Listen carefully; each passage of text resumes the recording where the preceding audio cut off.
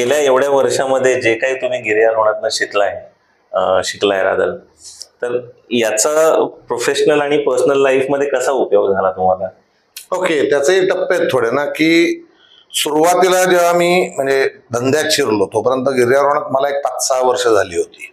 88 साली प्रॉपर क्लाइम्बिंगला सुरुवात केली आणि 96 साली धंद्यात आलो. त्यामुळे 8-1 वर्ष तिकडे झालेली होती ऑलरेडी. थोडंफार तिकडे जास्त शिकून झालं होतं. धंदा माझ्यासाठी खूप नवीन होता. भले घरात असला तरी बेसिक्स माहिती होती, पण मुळात धंदा ही कन्सेप्ट नवीन होती माझ्यासाठी. आणि त्याच्यामुळे सुरुवातीला धंद्यात भयंकर त्रास व्हायला सुरुवात झाली की अरे मी काय मॅनेजमेंटचा ट्रेनी वगैरे नाहीये, तेव्हा तसं माझ्याकडे रेडीमेड काही कन्सेप्ट किंवा शिक्षण नव्हतं. मी साधा BSc केमिस्ट्री माणूस, त्याच्यामुळे त्याचा धंद्याशी काहीच संबंध नसतो. आणि मी काय कुठे मॅनेजमेंट ट्रेनिंग वगैरे न घेतल्यामुळे मला असं धंद्यात आल्यावर पाण्यात आपण पोहायला कसं पहिल्यांदा शिकतो तशी माझी नाकातोंडातच जास्ती जातं अशी अवस्था होती. नंतर असं एक क्षण असतो आयुष्यात की जेव्हा साक्षात्कार होतो प्रत्येकाला. साक्षात्कार काय फार मोठा नाही आहे, प्रत्येकाला आयुष्यातले काहीतरी कळते गंमत, त्याला मी साक्षात्कार म्हणतो. मला असं कळलं की अरे मी गेले 8 वर्ष डोंगरात जे काय करतोय त्याची आणि धंद्याची प्रिन्सिपल सेम आहेत, काहीही फरक नाहीये, रेसिप्रोकल आहे एकमेकाला. इथलं तिथे वापरायचं, तिथलं इथे वापरायचंय.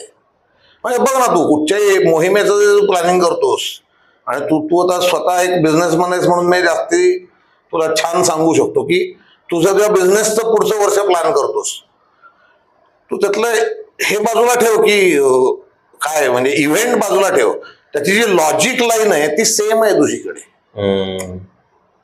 इथे लॉजिस्टिक्स बघतोस, इथे लॉजिस्टिक्स बघतोस, इथेही प्लॅनिंग करतोस त्याच्याप्रमाणे प्रिपरेशन करतोस, इथेही प्लॅनिंग करतोस त्याच्याप्रमाणे प्रिपरेशन करतोस. तिथे पीक चढणे ध्येय असतं, इथे टर्नओव्हर इतका नेणे ध्येय असतं. बरोबर. किंवा काही काय ज्याला आपण शिफ्टिंग म्हणतो किंवा म्हणजे माझ्या आयुष्यात असंच झालं ना की मी 96 साली धंदा झाल्यावर 97 साली वडिलांनी मला पहिलं मोठं टास्क दिलं. तोपर्यंत आमचा धंदा 1200 स्क्वेअर फूट मध्ये होता, म्हणजे माझ्या राहत्या जागेत. तळमधल्याला आम्ही राहायचो आणि पहिल्या मधल्यावर माझी फॅक्टरी होती आणि ती जागा अर्थातच कमी पडत होती, त्यामुळे आम्ही ग्रो होऊ शकत नव्हतो. एका साच्यात येऊन अडकलो होतो की इतकाच टर्नओव्हर करू शकतो आणि इतकाच माल बनवू शकतो. ती जागेची मर्यादा होती. त्या वडिलांनी मला पहिलं टास्क दिलं की बॉस अगर सर्वाइव होना है तो बढ़ना है तो यहाँ से बाहेर निकलना है. मग म्हटलं मग जाऊया नाही, तू जा आणि जागा शोध. आणि दॅट वॉज ऍब्सोल्युटली फ्रायटनिंग थॉट की ही जबाबदारी मी घ्यायची. ठीक आहे, बाबा मागे उभे आहेत पण काम आपल्याला करायचंय. It's a big challenge. He should like it what I select. आणि तशी मला सवय नव्हती तोपर्यंत. वाय अदर्स म्हणजे बाकीच्यांची कशाला चिंता करायची असं कुठेतरी असायचं बॅक ऑफ द माइंड. ते कोण मी भट्टरविन टाईप. आणि ती आत्ता जिथे वसईत फॅक्टरी आहेत ती बरेच 6 महिन्याच्या मेहनतीनंतर मी ती जागा शोधली.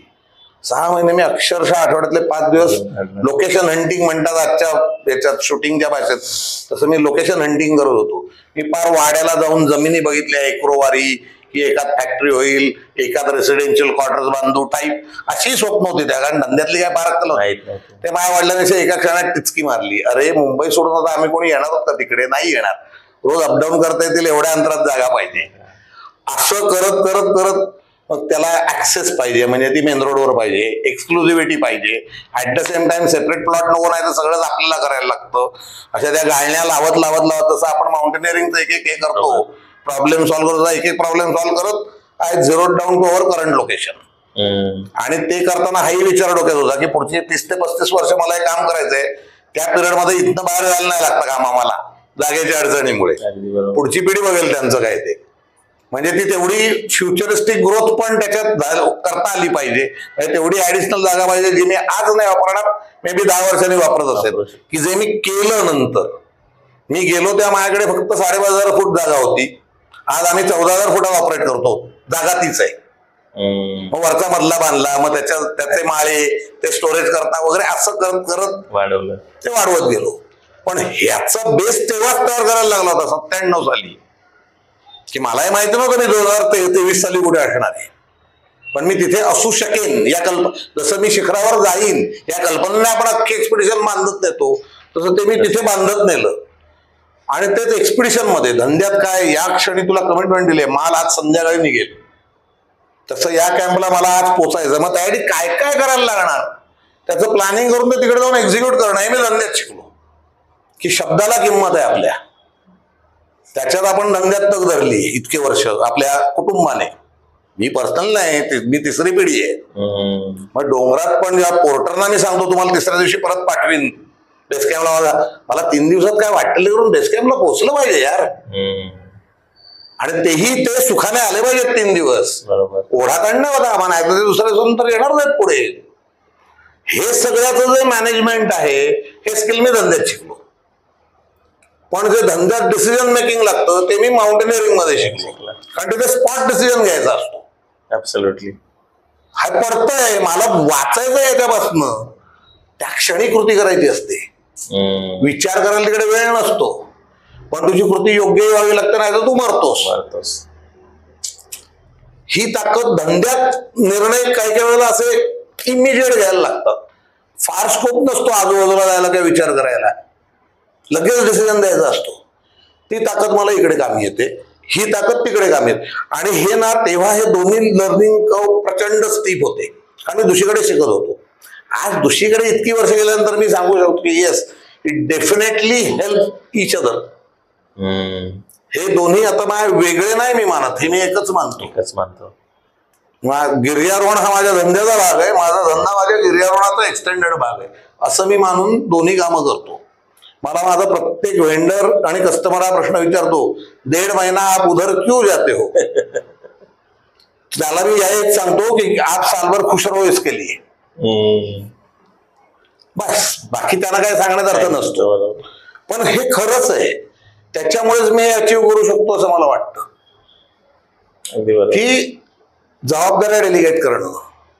तसं एक्सप्रेशनला सगळी कामं तू स्वतः नाहीच करू शकत, लीडर असलास तरी तुला त्या 10 जणांकडनं 10 गोष्टी करून घ्यायच्या असतात, तेव्हा तुझी एक्सपेडिशन सक्सेसफुल होते. त्याच्यातला एक जरी गळपटला तरी त्याला इमिजिएट रिप्लेस करायची ताकद तुझ्याकडे लागते. तेच तू लॉजिक धंद्यात वापरतोस. 15 वर्कर आहेत, 15 जणांकडे काम आहेत, एखाद्याने एक नीट नाही केलं तर ते कसं कव्हर करायचं ह्याचा इन्स्टंट डिसिजन घेऊन त्याप्रमाणे तुला कृती करायची असते, तर तुझा आउटपुट निघणार आहे. End of the day accountant 8 दिवस आजारी आलाच नाही म्हणजे काय बिलिंग बंद ठेवायचं का? नाही, दुसऱ्या माणसाला करता आलं पाहिजे. हे जे छोटे छोटे गोष्टी असतात ह्याने धंदा सुरळीत चालतो, यामध्ये नाही आडव्या आल्या तर. आणि त्या आडव्या येणारच असतात, त्या ओव्हरकम कशा करायच्या आहे तू तिकडे शिकतो. असं ते एकमेकाशी तसं खो खो सारखं आहे, एकदा तू एकदा मी, एकदा तू एकदा मी, असं करत ते पुढे जातं हातात घालून. आणि त्याच्यामुळे मला असं वाटतं की हे आता ते खूप म्हणजे तो काय म्हणतात प्लॅटू चालू झालाय माझ्या एक्सपिरियन्सचा. तेव्हा तो प्रचंड स्टीप होता.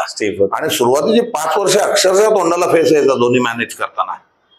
आज मला जानेवारीत माहिती असतं की मी कुठच्या महिन्यात बाहेर जाणार आहे, तेव्हा 15 दिवस आधी ठरायचं की मी जाऊ शकतोय.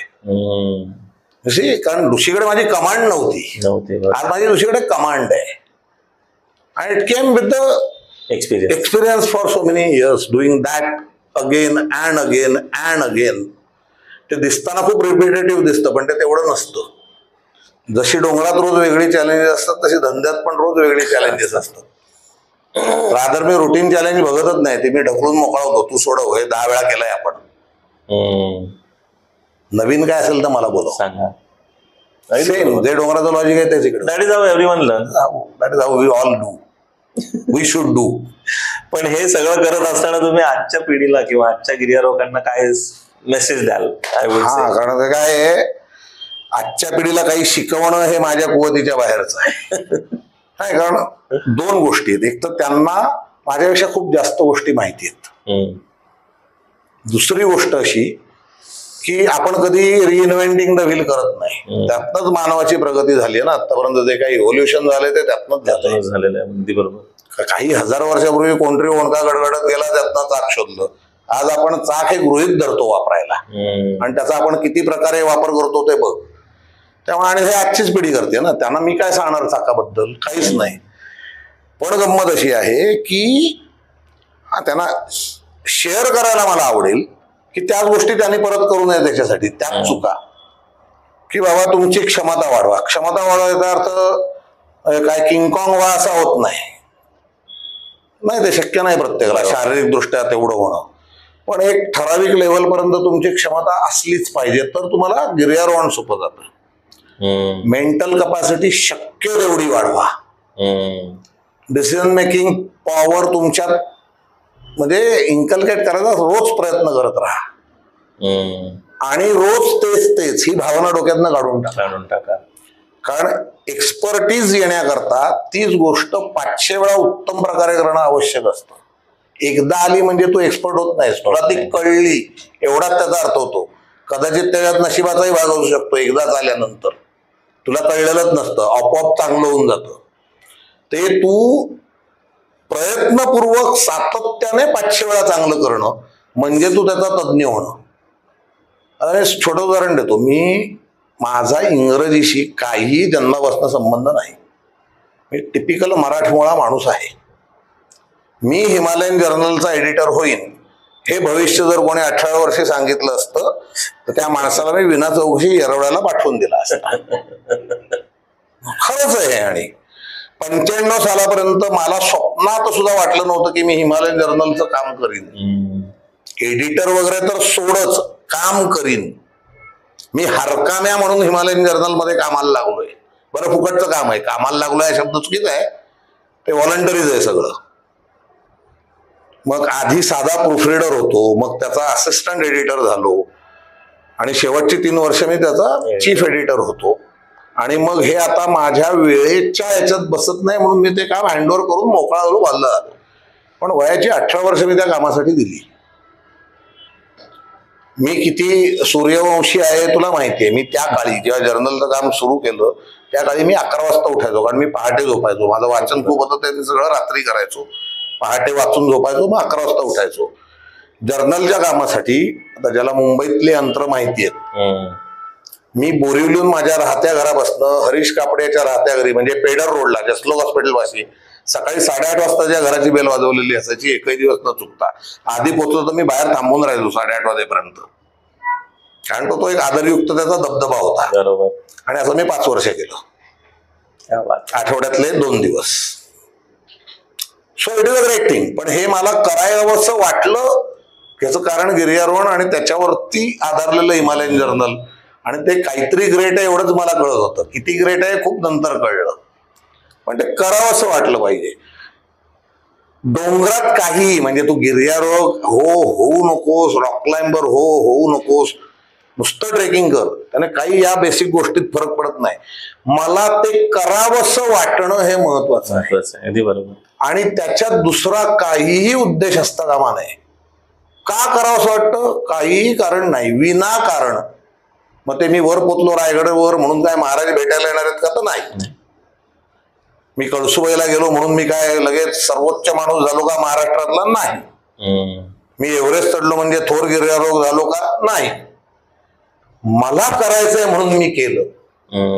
हे जे फिलिंग आहे हे आउटडोअर्स किंवा ऍडव्हेंचर मधल्या कुठच्याही बाबतीत असलं तर माणूस त्याच्यात रमतो. आता आपल्याकडे टप्पे आहेत. कॉलेजाचं शिक्षण संपलं की आउटडोअर्स सुटतं, नोकरी लागली की आउटडोअर्स सुटतं, लग्न झालं की आउटडोअर्स सुटतं, आणि मुलं झाली की आउटडोअर्स सुटतं. हे 4 टप्प्यात 99% लोकांचं आउटडोअर्स सुटतं. माउंटेनिअरिंग तर लांबच, मी आउटडोअर्स म्हणतोय. माझ्या सुद्धा माझ्या आयुष्यात 4 टप्पे येऊन गेले आणि अजून मी तिथेच आहे. ह्याचं एकमेव कारण म्हणजे मला अजूनही ते करावंसं वाटतं.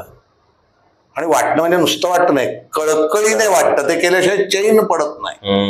ही जर तुमची अवस्था नसेल तर कृपा करून आउटडोअर्स मध्ये येऊ नका. म्हणजे काही मिळवायचंय म्हणून. अगदी बरोबर. एन्जॉयमेंट पुरते या आणि निघून जा, टेम्पररी एन्जॉयमेंट पुरते. पण जर खरा आनंद त्याचा हवा असेल, कन्सिस्टन्सी आणि परसिस्टन्स या 2 शब्दांना काहीही पर्याय नाही. मी ऍव्हरेज माउंटेनियर आहे, कदाचित बिलो ऍव्हरेज पण असेल. माझं एकमेव क्रेडिट साइड आहे, मी कन्सिस्टंट आहे आणि मी माझं परसिस्टन्स अजूनही सोडलेलं नाहीये. चिकाटी ज्याला आपण म्हणतो ते मी 10 वेळा ते करायला जाणार. हे जोपर्यंत आपल्या मनात तयार होत नाही तोपर्यंत या गोष्टीकडे सिरियसली बघायची काही गरज नाही. पण एकदा का तुम्ही सिरियसली त्या गोष्टीकडे बघायचं ठरवलं तर मात्र रात्री स्वप्न पण तीच पडली पाहिजेत, दिवसा तंद्री पण त्याच्यातच लागली पाहिजे. Then you can be somebody. आणि मी अगदी प्रामाणिकपणे सांगतो, ह्याचा वैयक्तिक आयुष्यात खूप फायदा होतो. तुम्ही थोर गिर्यारोग वगैरे व्हायची गरज नाही त्याच्यासाठी, पण आपलंच स्वतःचं आयुष्याला आपण इतक्या छान पद्धतीने सामोरं जाऊ शकतो की आज माझी परिस्थिती अशी आहे, माझा सख्खा भाऊ नाही, वडील गेले, आज घरात मी एकटा कमावता पुरुष आणि 4 बायका आहेत, आणि अशी परिस्थिती 2004 सालापासून आहे माझ्या घरात. आणि तरी मी दरवर्षी 1.5 महिना हिमालयात जातोय. मी ग्रेट आहे म्हणून नाही, हे मला त्या प्रकारात मिळालंय, हे धाडस तिकडून आलंय. काय मला अडचणी येत नसतील? हजारो येतात, सो व्हॉट. ते त्याहून मोठं आकर्षण आहे ना, विषय संपला. हे जर आपल्याला कायम आपल्यासमोर दिसत राहिलं तर ते करणं ना खूप आनंददायी आहे असं मी मानतो. You will enjoy what you are doing. You should enjoy what you are doing. Then only you will keep doing it. If you don't enjoy it, just leave it. It is not for you. आणि हे जर लक्षात focus ठेवला ना, आणि 1000 अडचणी येतात, 1000 वेळा वाटतं आपण हे का करतोय. मला नेहमी हरीशकडे जाताना लोकलमध्ये डुलक्या काढताना प्रश्न पडायचा की मी एवढ्या सकाळी उठून त्या बाबाच्या घरी का जातोय. उत्तर सोपं होतं, मला आवडतं म्हणून. क्या बात आहे. खूप छान. म्हणजे राजेश, आय रिअली अप्रिशिएट की तुम्ही ज्या पद्धतीने सगळ्या आपल्या व्ह्युअर्सना सांगितलं. खरंच खूप छान आणि खूप खूप धन्यवाद तुमचे. एक शेवटचा जाता जाता प्रश्न विचारावा असं वाटतंय की एका शब्दात अगदी गिर्यारोहणाने तुम्हाला काय शिकवलं? मला निर्णय घ्यायला शिकवलं आयुष्यातले सगळे. क्या बात आहे, क्या बात आहे. So thank you very much. सगळ्या व्ह्युअर्सना आय एम शुअर हा पॉडकास्ट खूप आवडेल. तुम्ही तुमचे काही प्रश्न असतील किंवा तुम्हाला काही विचारायचं असेल या पॉडकास्ट बद्दल तुम्ही नक्की विचारा. And don't forget to like, share, subscribe our channel. And please do visit our podcast, and we are coming up with more such topics. So तुमच्याकडूनही काही जर असे सजेशन्स असतील किंवा टॉपिक्स असतील तर आम्हाला नक्की सांगा. Looking forward. Thank you.